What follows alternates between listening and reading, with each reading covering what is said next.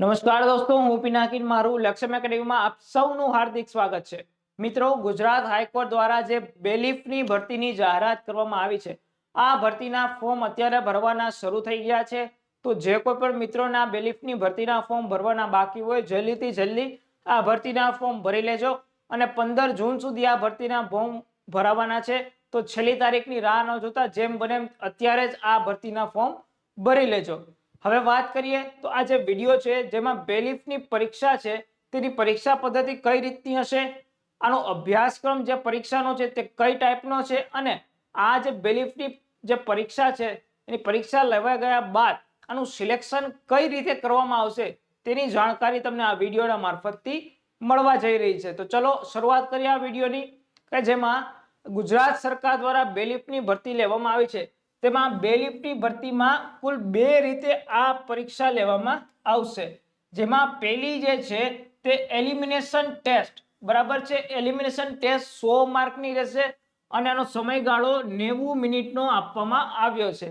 અને જે બીજી ટેસ્ટ છે તે લેખિત પરીક્ષા, મુખ્ય લેખિત પરીક્ષા જે ડિસ્ક્રિપ્ટિવ ટાઈપ એટલે કે વર્ણનાત્મક પ્રકારની આ પરીક્ષા રહેશે કે જે 100 માર્કની રહેશે અને આની અંદરનો સમયગાળો 3 કલાકનો આપવામાં આવ્યો છે। હવે આ જે પહેલી પરીક્ષા છે જે લેખિત પરીક્ષા એટલે કે એલિમિનેશન ટેસ્ટ એ જેની અંદર 100 પ્રશ્નો અને 100 માર્ક રહેશે અને આ પરીક્ષાનું માધ્યમ કેવું ગુજરાતીની અંદર રહેવાનું છે। સાથે સાથે નેગેટિવ માર્કિંગ પણ અહીંયા છે। નેગેટિવ માર્કિંગ છે 0.33 જેટલું નેગેટિવ માર્કિંગ અહીંયા આપવામાં આવ્યું છે બરાબર। સમયગાળો કેટલો 90 મિનિટ એટલે કે 1 કલાક અને 30 મિનિટ, 1.5 કલાકનો સમયગાળો। હવે આગળ વાત કરીએ તો આ જે એલિમિનેશન ટેસ્ટનો અભ્યાસક્રમ કઈ રીતનો છે, જેમાં ગુજરાતી ભાષા પહેલી વેલી તો ગુજરાતી ભાષાનો સમાવેશ છે, ત્યાર પછી જીકે, પછી ગણિત, ખાસ ગણિત અને ચોથો છે રમત ગમત, સ્પોર્ટ્સને લગતા પ્રશ્નો જેમાં કરંટ અફેર્સ, ખાસ સ્પોર્ટ્સને લગતું કરંટ અફેર્સ કરી લેવાનું છે। ત્યાર પછી જે ખેલાડી છે રમત કયા ખેલાડી કઈ રમત સાથે સંકળાયેલા છે, ત્યાર પછી સ્પોર્ટ્સને લગતા awards, Dronacharya award, Khel Ratna award, આવા પ્રકારના એવોર્ડ વિશે જાણકારી મળી લેવાની છે। આવા પ્રશ્નો આ પરીક્ષામાં પૂછાઈ શકે છે। ત્યાર પછી આગળ વાત કરીએ તો રોજબરોજની ઘટનાઓ એટલે કે કરંટ અફેર્સ બરાબર। અને છેલ્લું જે છે તે કોમ્પ્યુટરનું પાયાનું જ્ઞાન, કોમ્પ્યુટરનું બેઝિક નોલેજ, કોમ્પ્યુટરને લગતા પ્રશ્નો જેમાં Microsoft Word, PowerPoint, Excel અને ઇન્ટરનેટને લગતા પ્રશ્નો અને કોમ્પ્યુટરના ઇતિહાસને લગતા પ્રશ્નો આ વિષયમાં પૂછાઈ શકે છે। હવે વાત કરીએ તો આ જે એલિમિનેશન ટેસ્ટ છે તેમાં તમારે પાસ થવા માટે મિનિમમ 50% એટલે કે 50 માર્ક લેવા જરૂરી છે। કેટલા? 50 માર્ક લેવા જરૂરી છે તો જ તમે આગળ જે મુખ્ય પરીક્ષા છે તે તમને દેવામાં આવશે। હવે આગળ વાત કરીએ તો આ પરીક્ષા OMR ટાઈપની અને ખાસ આ પરીક્ષા ઓફલાઈન લેવામાં આવશે નહીં કે ઓનલાઈન। અને આ પરીક્ષાનું કેન્દ્ર ગુજરાત હાઈકોર્ટ જે ફોર્મ ભરાણા છે તેની સંખ્યાને ધ્યાનમાં લઈ અને આ પરીક્ષાનું કેન્દ્ર અમદાવાદ રાખવું કે અન્ય જિલ્લામાં રાખવું તે અંગેનો નિર્ણય છેલ્લે ગુજરાત હાઈકોર્ટ દ્વારા કરવામાં આવશે। હવે આગળ વાત કરશું તો જે બીજી પરીક્ષા છે જે મુખ્ય પરીક્ષા એટલે કે ડિસ્ક્રિપ્ટિવ ટાઈપની પરીક્ષા છે તે 100 માર્કની રહેશે અને સમયગાળો 3 કલાકનો રહેશે। કેટલો? 3 કલાકનો સમયગાળો અને આનું પણ માધ્યમ ગુજરાતી હશે। આ પેપર પણ ગુજરાતી ભાષામાં લેવામાં આવશે, જેની અંદર આપણે વાત કરીએ તો કઈ રીતનું હશે અભ્યાસક્રમ, જેમાં પેલું ફકરા ઉપરથી પ્રશ્નોના જવાબ એટલે કે કોમ્પ્રિહેન્સિવ ટાઈપ પ્રશ્ન પૂછવામાં આવશે। ફકરો આપવામાં આવ્યો હશે, તેની નીચે પ્રશ્ન હશે અને તેમાંથી તમારે ગોતીને જવાબ લખવાના રહેશે। હવે આગળ વાત કરીએ તો એક વાક્યમાં પ્રશ્નોના જવાબ, એક વાક્ય આપેલું હશે તેમાં તમારે એનો જવાબ આપી દેવાનો રહેશે।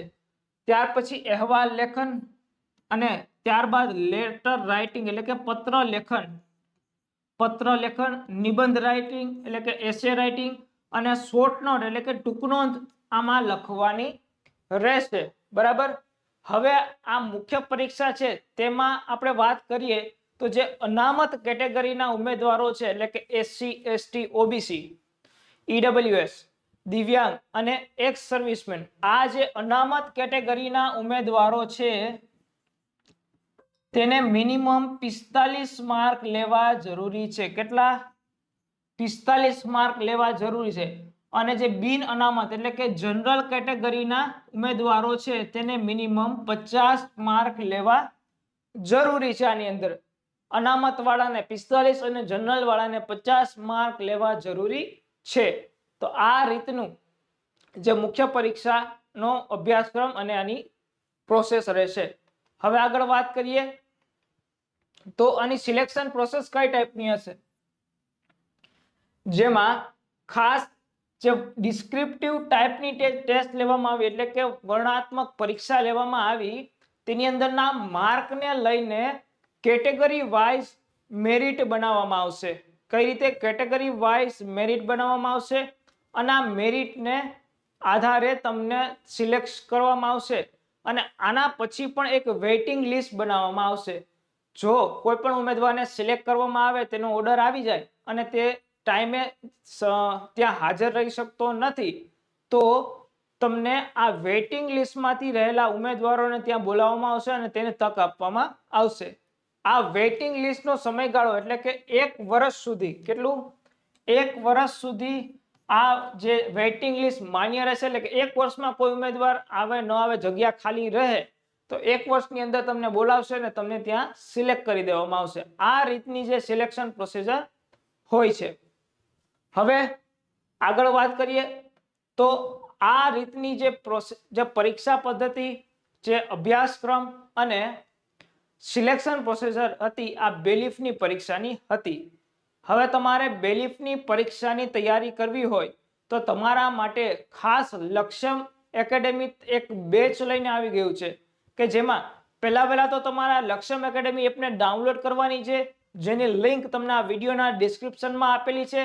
જેમાં તમે હાલ અત્યારે એએમસી, આરએમસી અને જેએમસી ની ફ્રી ક્વેશ્ચન બેંક, સાથે પીએસઆઈ અને કોન્સ્ટેબલની ફ્રી ક્વેશ્ચન બેંક અને ગુજરાતના જિલ્લા અને જીસીઆરટી ની બુક પણ તમે એકદમ ફ્રી ડાઉનલોડ કરી શકો છો, કોઈ પણ જાતના પૈસા વગર.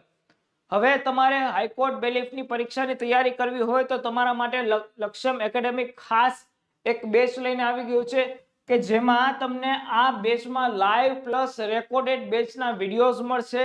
સાથે મટીરિયલ પણ આપવામાં આવશે કે જે તમારી તૈયારીને મજબૂત કરશે. અને એ માત્ર ને માત્ર 1100 રૂપિયાની અંદર તમને આ પરીક્ષાની સંપૂર્ણ તૈયારી કરવામાં મદદરૂપ થશે. તો મિત્રો જલ્દીથી આ કોર્સને પરચેસ કરી લેજો અને તમારી તૈયારીને મજબૂત કરજો અમારી સાથે, અને અમારી પૂરેપૂરી ટ્રાય કરશું કે તમને આ પરીક્ષામાં સિલેક્ટ થઈ જાઓ. તો આવા નવા વિડીયો જોવા માટે ઝડપથી લાઈક કરજો વિડીયોને, અને ચેનલ પર નવા હોય તો સબસ્ક્રાઇબ કરજો.